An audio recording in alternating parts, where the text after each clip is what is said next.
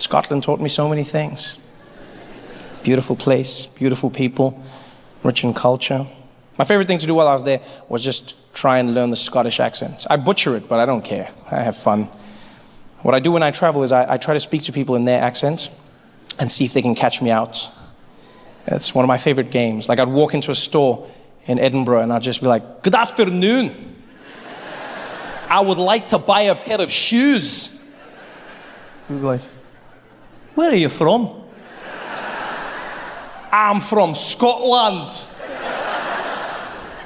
"Aye, what part?" "Johannesburg."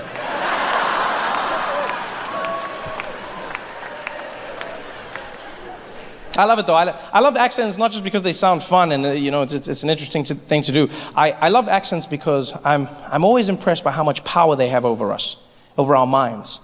When someone speaks a certain way, it changes how we feel about that person. For good and for bad. We do it all the time. You see some people in the streets, they speak to you, you think of them a different way. You see world leaders, they speak a certain way, you think of them a different way. Barack Obama, one of the greatest examples of that.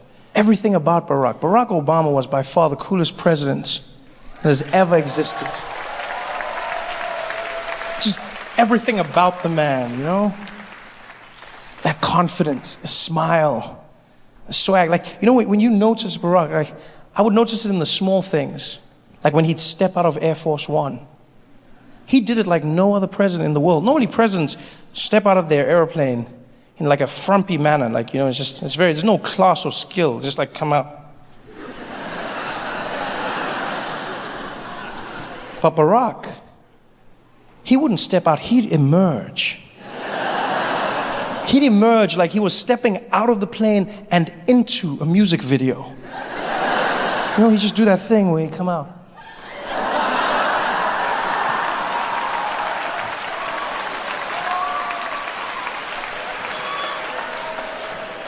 And then he'd go down the stairs, doing it the only way he could, The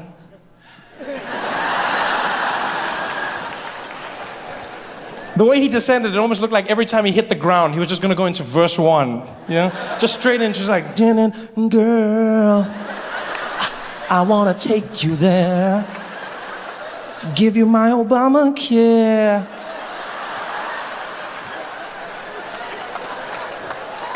Oh, man. Barack Obama's just too cool. He had the walk, he had the talk, and that was the big thing a lot of people never realized about Barack Obama, is the talk. That's what really gave him the edge. He has a certain way of speaking, a certain voice that commands your attention, makes you feel about him a certain way. It's the accent, the way he speaks.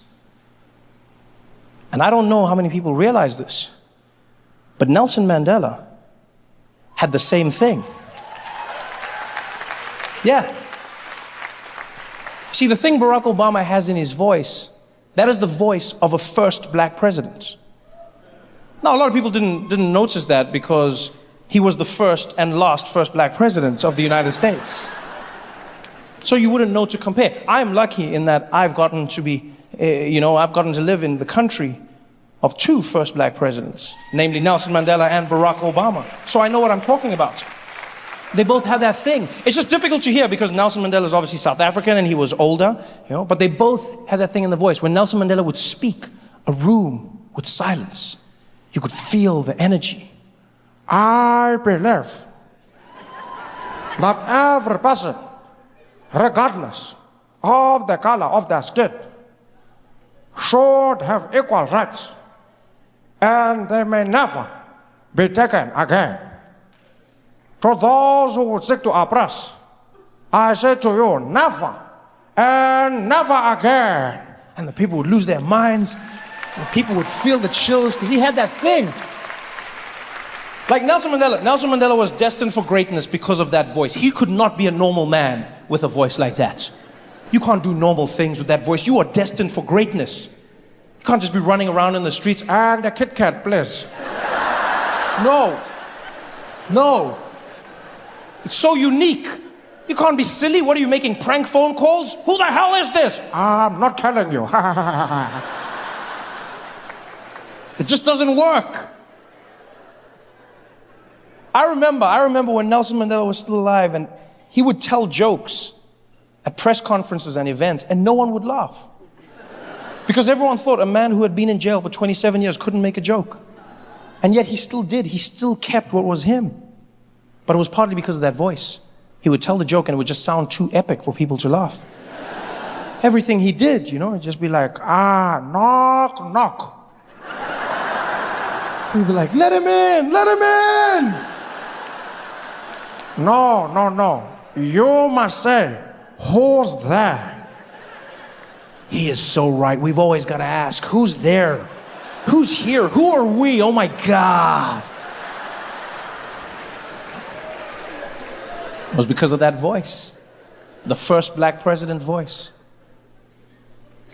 And I'll never forget the day I saw a picture of Barack Obama meeting Nelson Mandela for the very first time. It's a beautiful image, and it's of the two men in silhouettes. In Chicago, Nelson Mandela sitting in a chair, Barack Obama leaning over him. And this was way back in the day. This was before Barack Obama was a blip on the presidential radar. He was a junior senator. Not many people knew his name.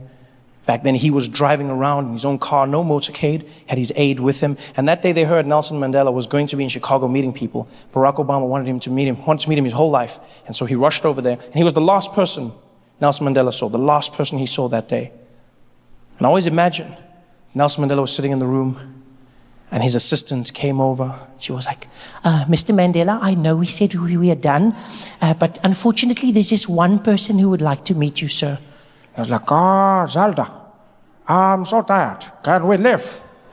No, I know you want to leave, Mr. Mandela, but there's a young man that you really need to meet. His name is Barack Hussein Obama. Barack Hussein Obama. He's American. Yes, that's correct. He's going to have a tough time. Where is he? He's right outside the door.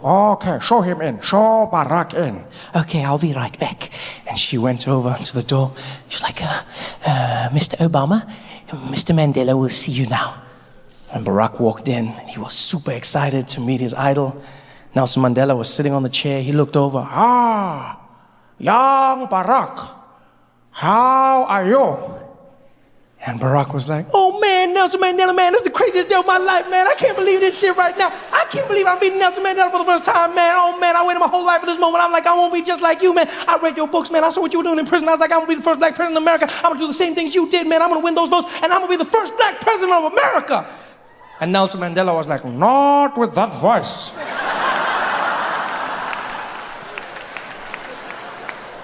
You will scare the white people. oh man, Nelson Mandela, this is the greatest day of my life, man. Oh, I don't even understand how man, I just want to know from you, how do I do it? How do I do what you did? How do I become the first black president? Well, first things first, we need to change that voice. You don't sound like you are going to lead anything. I don't know what you mean, man. I don't know what you mean. You are speaking so fast. Slow it down. You are not being chased anymore. I never thought of it like that, man. I never. Slow down, slow down. Okay, I guess I do speak fast sometimes. I could slower than that. I could slow it down. I could slow it way down. Is this good? That's better. Now, you need to make sure you add some bass to your voice. I don't know why that's an issue. Imagine if I spoke like this. Do you think people would have voted for me? No, I would still be in jail. Bring some bass. Okay, I could try to I could try to bring some bass. Is that lower than that? I could go lower than that. Is that good? Lower than that. Lower, way down. I could keep it here. I can keep it here. That's better. Now, very important. To be a first black president, your pacing must be powerful. Every word must seem like the last you will ever speak. Wow, that's powerful, Mr. Mandela. Let me try to speak like that. Does that work? That's good. Very good. I can feel it. Yes, now for the magic touch. To be first black president, you need to have the husk.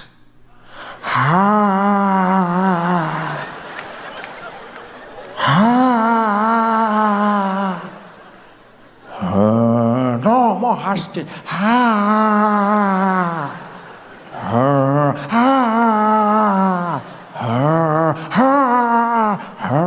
That's it, you are getting it now.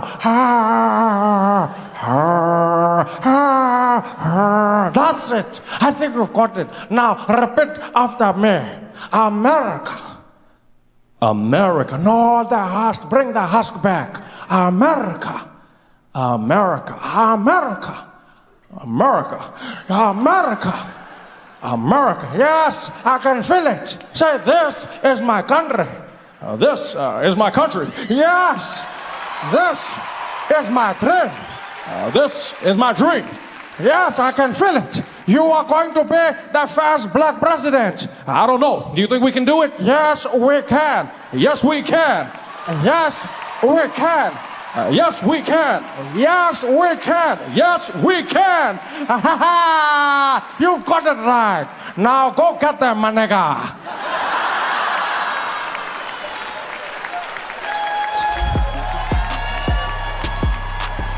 I love that guy. The most rock and roll president for the most rock and roll country in the world. Going there, yeah. Don't tell us anymore, we know now, yeah. You know? We're a country of first, and we don't look at our blessings in this country. We love to complain. Oh, the corruption and you know, and the crime and all of this. We don't even look at when crime does go down. We don't celebrate. Oh, but that's not enough. And you know, Zuma does something good, like actually firing people who don't work. Oh, but that's not enough. You should fire them all. And you know, we just go and we get crazy about it. We complain. We don't look at the natural blessings that God has given us. Like, you know, we got a bloodless revolution that we went through, which was amazing. I still, to this day, am proud of that. The fact that we don't get any natural disasters in this country, do we? No earthquakes, no tsunamis, no typhoons or hurricanes or none of that. We get none of that. But I bet there's still some idiot out there going, that's how behind we are. We don't even get natural disasters like the rest of the world. Africa.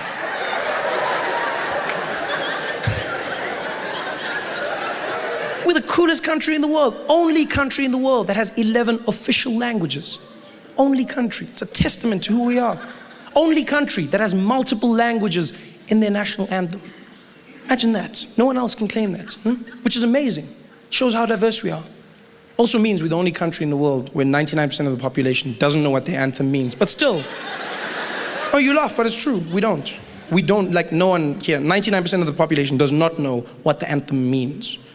You see it when you watch people when they sing, when they try to sing it. You see it in their eyes. Let me show you. Like you said, that was a guilty look. White guy here was like, yeah. Yeah, I've seen people. And it's not easy. It's not easy. The languages aren't easy, you know. Nkosi sikelele Africa. Do you know what it means, sir? Do you know what it means? God bless Africa. Yes, that's right. And then the next part, what does that mean? See, I love that. Young white guy's got nose. He's like, no, I don't know actually. Old guys are touchy. They're like, of course I know what it means. God bless Africa. Yeah. Like, and the next part, yeah, God bless Africa. Yeah, and the next part, bless it some more, buddy.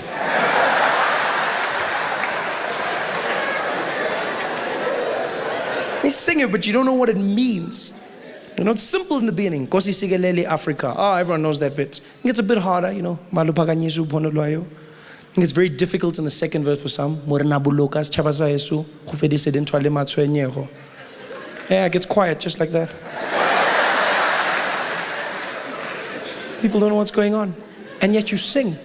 I've seen white people sing the anthem. It's always fun to watch. You don't sing it, you just like mumble through it, hoping no one will notice. You start off very confident though. Come out there, dun dun dun dun. Nkosi sikelele Africa. Manishu, Mbanayo, and then in time, Kosi, Sigelela, Tina, Le Swap, Munina, Canton Chambam, and how you see me. Si Chabasa. Yeah, have you noticed how the volume always goes up there? Always. It's almost like someone's standing behind the country with a huge volume knob. Ah! Always, especially at rugby games, I've noticed this. The volume always goes up at that point. Because before that, all these Afrikaans guys aren't singing along. They just act like they've dropped their buggy keys. Those crafty Dutchmen. I've watched them. Song will start, everyone will be there. Dun dun dun dun. Go shi shi oh kayin. Ah, que mo shi jo shi stilo shi. Munyon bunyon ni que de David gan. Oh, we jo shi cha ba sha. Yes, come on, Frankie. Si cha ba sha. Cornelius, on song now. South Africa, South Africa. Then they lose their minds. Say to blow van ons, ja man, en die gitaar van ons, ja. Hoe like it, Steve? Ja, lose their minds. The whole beginning bit, no one knew what they were singing. I don't understand. And some people have learned it phonetically, which I commend you on, but you still don't understand what the song is about. Like the rugby team, they were forced to learn it, and they have learned it, but they still don't know what it means. You'll see them when they sing, because Saru forced them. South African Rugby Union, they came out and they said, it is a disgrace to see a national team that does not even know how to sing their national anthem. If you want to play rugby for your country, you must learn the words. She said, no, but we don't speak. Hey, do you want to play rugby? Yes, then learn the words. Okay. And they learn them. And they show you they've learned them, you know? Because when the camera comes over them, if you look at Bafana Bafana, they're the most chilled out guys in the world when they sing the anthem. They do a million things at once. Shirts are there, they're all chilled out. They're there, camera coming in there.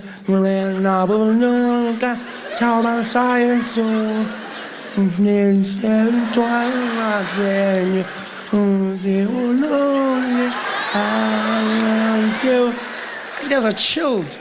The rugby guys show you that they've learned it. The camera will come on Bucky's and Victor and all of them. They'll be there. They're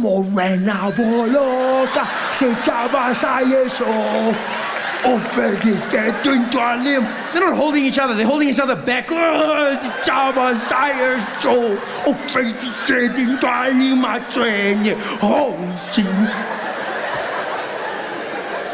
But they still don't know what the song means, which is very dangerous in my opinion. It really is. Because you're singing a song. It's not just a song. It's an anthem. It's a pledge. It's a promise. You put your hand on your heart. And you're promising something, but you don't know what that promise is. It's very dangerous. For all you know, the whole song could be about killing you. You laugh, but you've seen how happy black people get when they sing. Huh? How do you know while you mumbling, what we actually singing is, when Mandela dies, we're going to kill them. Oh, we're going to kill you. Oh, they'll kill you. Yeah, you laugh. But if you listen carefully, there's a part in the song where they go, yes, you, and then we're on South Africa. But you don't know. Hey guys, thanks for watching. Make sure to subscribe to my channel so you can win cool prizes. And by prizes, I mean surprise. There's no prizes. It's a free YouTube video, you greedy. Just click the video, man. Why you want free things on free things? Surfing is a crazy sport. There's no need for you to be in the water at that time. You might get eaten by a shark. I do not feel sorry for you. I feel bad, but not sorry because you knew the thing was there. What's crazy is you even have experts that defend sharks. I don't even know when this started. When did we start defending killers? Like, we defend them. They're out there in the ocean, they're killing and stuff. And then you have these shows, Discovery, Shark Week, 50-50, shark experts. And they come out, hi guys, I just want to tell you a little bit about sharks. Did you know that sharks aren't the mean killers everybody paints them out to be? Sharks don't even like eating humans. They don't. How do you know this? How do you know this? I mean, for things that don't like humans, they've eaten a lot of them, you have to admit. They've eaten a hell of a lot. Surely the memo would have gotten around by now. No, they don't like eating humans. What happens is they get really confused, because from underneath they see you paddling on the surface and they mistake you for a seal. They think you're a seal and they come up and they grab a bite, and then by the time they realize you're not a seal, it's too late. It's not their fault. They're just sharks. I'm like, really? Why don't those same people come and defend like black people when people are saying black people commit crime, black people crime? Like, why don't they have those same people there, Like, these blacks always robbing people, these blacks always, and they come and, well, actually, guys, black people don't like crime. Yeah. What happens is they get like really poor because of things that have happened in the past. And then like some of them resort to criminal activities to try and make ends meet. And so when they see you from far, they just get confused because you look like an ATM. Because you freeze every time they see you. You freeze. And then they poke you and money comes out. Yeah. It's not their fault. They're just poor. It's a lot of rubbish. That's what it is. Sharks don't like people. How do they know? Do they ask them? Yeah, don't like. Tastes like Marmite. I don't surf. I sit on the beach and I enjoy it from there. It looks beautiful. I enjoy it. And I'm sitting on the beach in Malibu. And it's during the week, so it's really empty. There's just one girl surfing out there, California babe, and she's rocking it, And she's got long blonde hair and tan, looking very fake, and just like, she's riding her board and doing her thing, and all those unnecessary surfing moves that people do,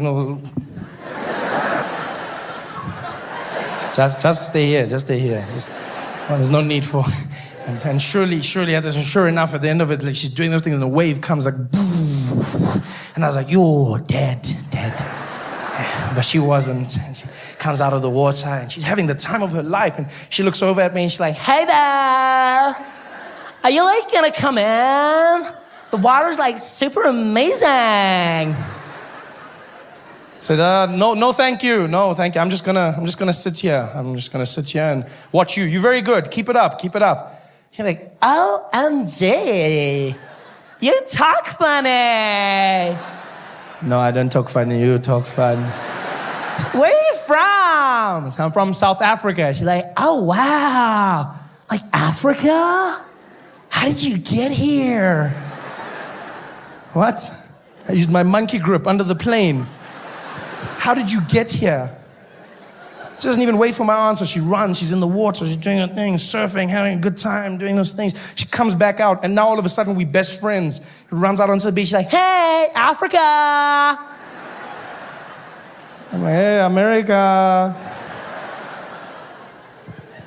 So like, you don't surf at all? I said, no, I don't. Where I'm from, we don't really surf. Johannesburg, there's no surfers out here, She's like, that's too bad. Like, do you guys have waves in Africa? Do we have waves? A grown human being asks me if we have waves on a continent. Like, no, we don't. Yeah, by the time the water gets to our side of the world, it's just so tired. It's just, so worn out from all the traveling. It tries, but it's,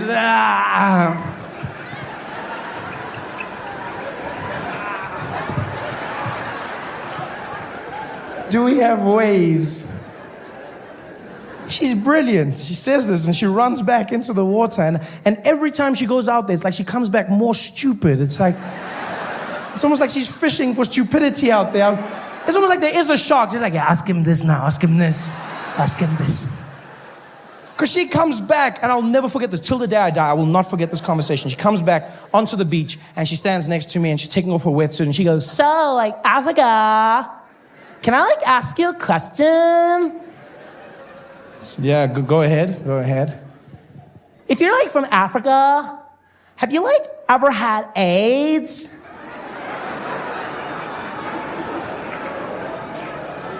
You know what's funny? Is I wasn't offended by the fact that she said AIDS. But I was offended by the fact that she said, ever had AIDS. Like AIDS is something you could had, like a passing flu, just, you know? Hey, John, I didn't see you at work last week Thursday. Where were you? Yeah, bro, yeah, I had a bit of AIDS there. I just hit me hard. Took some Corinza, now I'm back, bro. Ever had. And you know, I know as a child of a continent that's ravaged by this disease, it's my job, it's my duty to educate people when I meet them.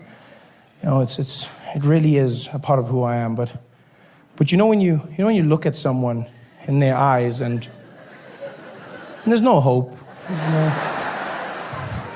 It's just that old SABC tone, just like doo.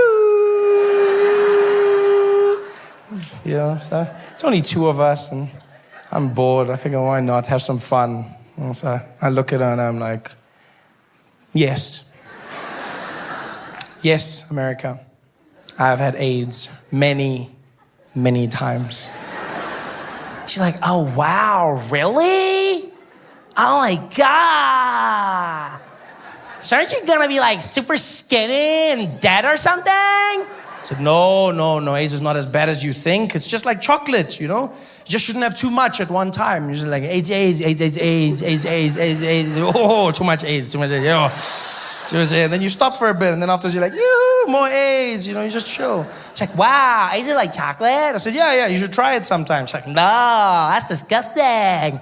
So then if it's like chocolate, then it's gonna get all melty, and I'll be covered in like AIDS chocolate, and I'll be all sticky, and I'll be all dirty. I was like, yeah, then you just take a shower. For the... No, what do you... Oh no, don't you laugh at my president. Damn you people, damn you. I don't accept your laughter, damn you. Don't you laugh, this has nothing to do with that great man. Turning my jokes against me, no. I will not participate in this madness. How else do you get clean? Hey there, thanks for watching. Now, all I need you to do is click on that little circle on your screen. Yeah, that one. Oh, yeah, just like that. Hold on. Yeah, click. Nice. Any questions? What is my favorite what? What is my favorite kind of chair? Who said that? So, I will answer your question, but first, I would like to know from you, where do you get your weed?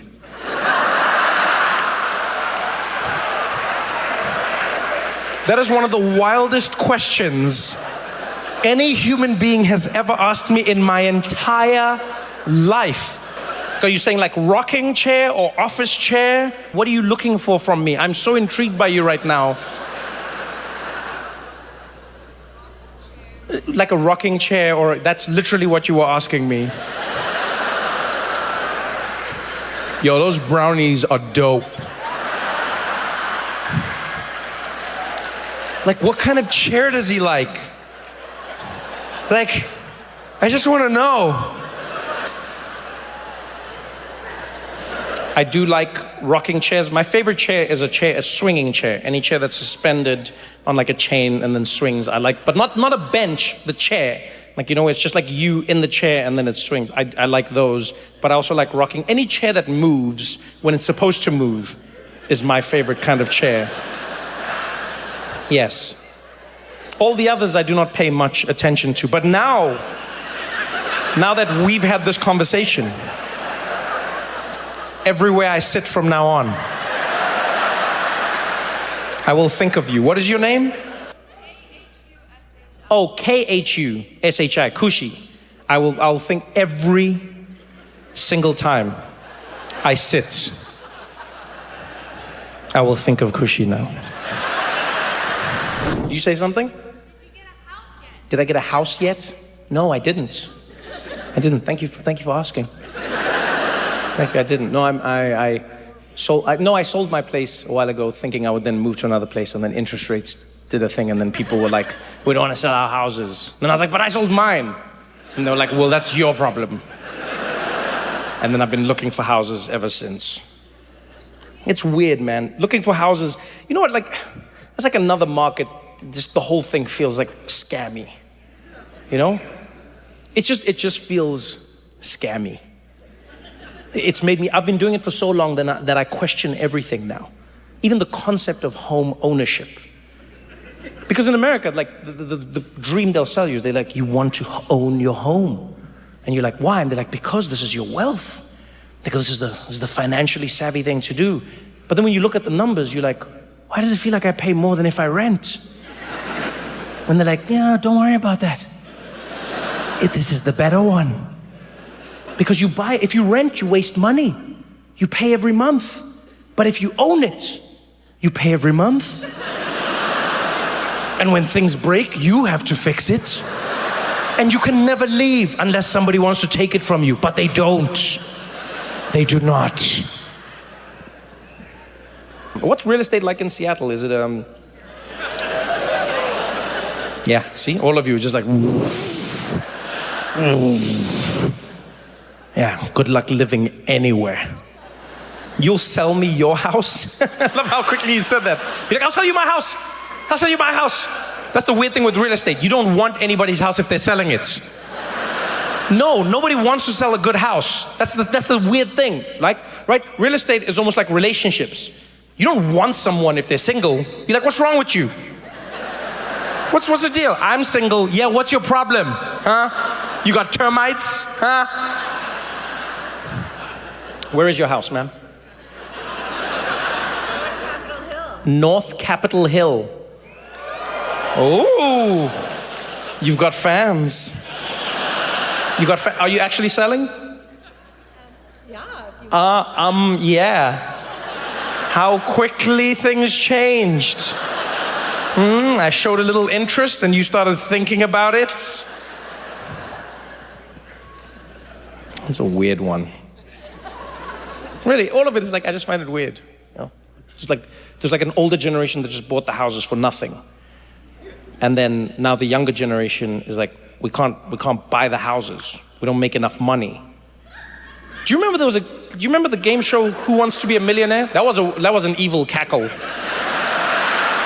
If you're young, I get why you laughed like that. If you're old, you're evil. Because I was like, no one can afford it. And that person was like, ha ha ha ha ha! My plan has worked. Screw you, Gen Z. People always give Gen Z shit for not wanting to work, but I'm like, but why would you want to work if there's nothing to work for? Do you know what I mean? Like, what's the point of like grinding away if there's literally nothing? Because before you'd be like, I work hard so that I can put a roof over this family's heads. And then now it's like, I work hard so that I can't do anything. How would you do it? Like, how old are you, sir? 14. You will never buy a house. It's finished for you. Is this your mom? You just have to wait for her to die. That's it. That's your only hope.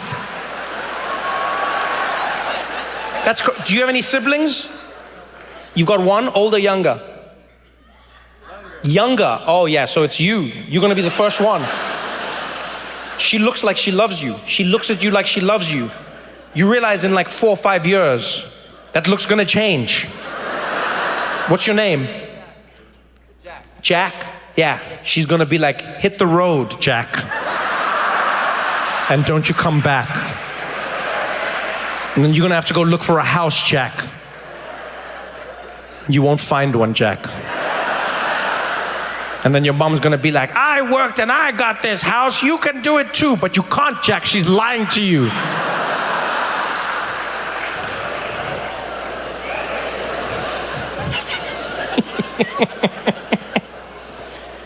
So you came with your mom to a show? That's super cool, man. Good for you, good for you. Hi, mom. Did you bring him or did he bring you? Wait, oh, you? She said, of course I brought him because he doesn't have any money.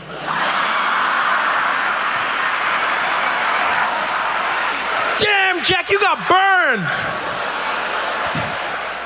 I want to live in your house, Jack. You got a mom roasting you like that? Oh, man.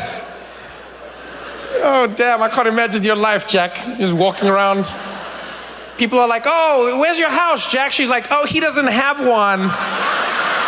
He lives with me, broke little bitch. No, it's good, Jack. It'll toughen you up. It'll toughen you up. Do you own the house, Mom? You do? Congratulations. So are you going to hand it down to them? Wow, she paused. Damn. Damn, Jack. She was like, Damn, Jack. Say again? He wants to live in LA. Jack, you will not get a house, Jack. What are you not understanding, Jack? Why do you want to live in LA, Jack? Well, I also want to live in San Francisco. You also want to live in San Francisco? Jack, do you ever go on Zillow and see what's happening in these places? Shit is real in these streets, Jack. You like picking dream location. You know there used to be a game show called Who Wants to Be a Millionaire, Jack? And that game show was successful because people were like, if you're a millionaire, you can do things. You know why that game show doesn't exist anymore, Jack? Because a million doesn't do shit, Jack. Nothing, Jack. You want to live in San Francisco and LA? In a house, Jack? What are you going to do for a living, Jack? You want to play professional basketball? Okay, that's the right idea. That is the right idea, Jack. What position do you play? I don't know basketball very well. What would you play as? Point guard. All right, so that's passing and shooting. Okay, that's good. No, that's very good. As a white kid, you must know what you're going to be doing. It'll save you stress in the long run. Because there was a generation of white guys that really got caught off guard. You know, no pun intended, but they were like, I want to be the big man. And then Shaq was like, do you know? So are you really good? Oh, Mom says you're really good. Okay, she didn't roast you there. All right. No, really. She was like, How long have you been playing for? That's a good question. A few years or many years? Since you were 2 years old. Okay, I believe in you, Jack. I believe in you. You go and you do your best. You crush it. I mean it. Go for it. Go for it. Live your dream. What's the worst that can happen? Maybe you don't make it into the NBA. Maybe you play in another league. You play like in Europe. Some of the leagues are growing. Things are getting better, right? So you can play in other places. You can even come back. Look at Wembanyama. He got drafted. He wasn't even in like the lower leagues in America. So you can just come at any time. So don't let anybody tell you can't follow your dreams. You can go. You can crush it in the NBA. And even if you don't worry. You still weren't going to get a house, Jack. So nothing changes, Jack.